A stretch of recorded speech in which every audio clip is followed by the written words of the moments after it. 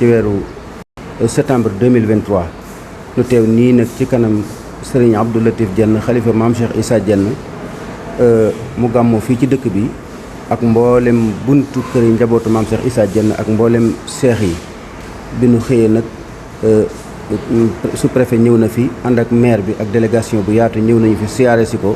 ci turu président de la république waaye mboolem seex yi nga xam ne ñoo jaayanteeg maam Cheikh Issa Diène ñoom ñëpp ñëw nañ ci dëkk bi ànd ak moom am na kàdduy sant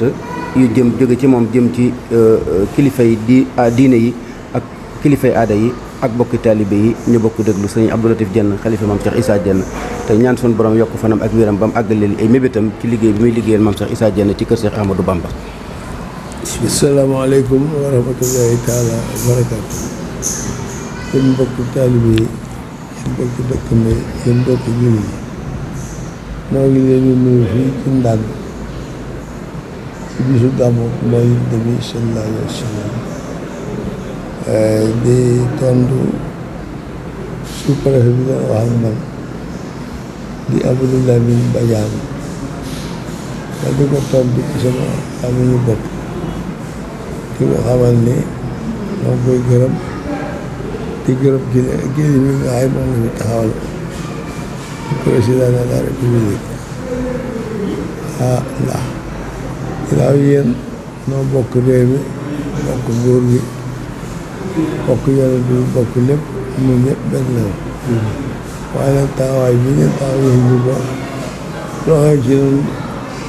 ñu ngeen ñëw teew ànd ko loolu di sant di suñu xol loolu ciy gërëm di sant te bëgg itam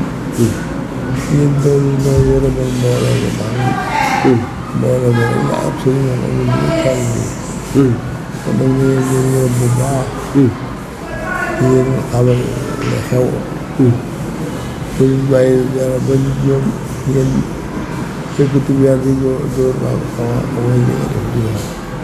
kon tey nag ngeen di waxtaan ak ñoom yu bari ngeen di leen ko leer balaa ñu di am waaw waaye nag ma wul di sant di seen taxawaay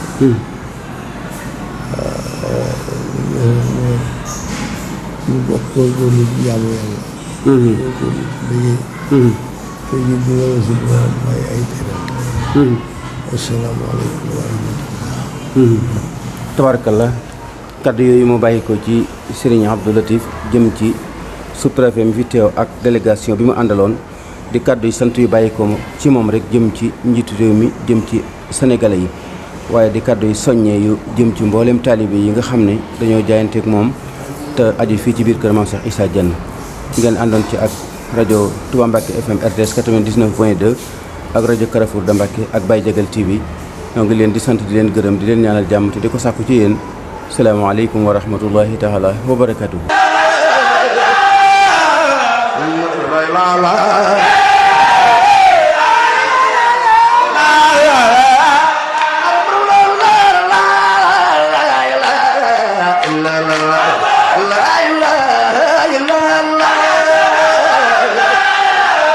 la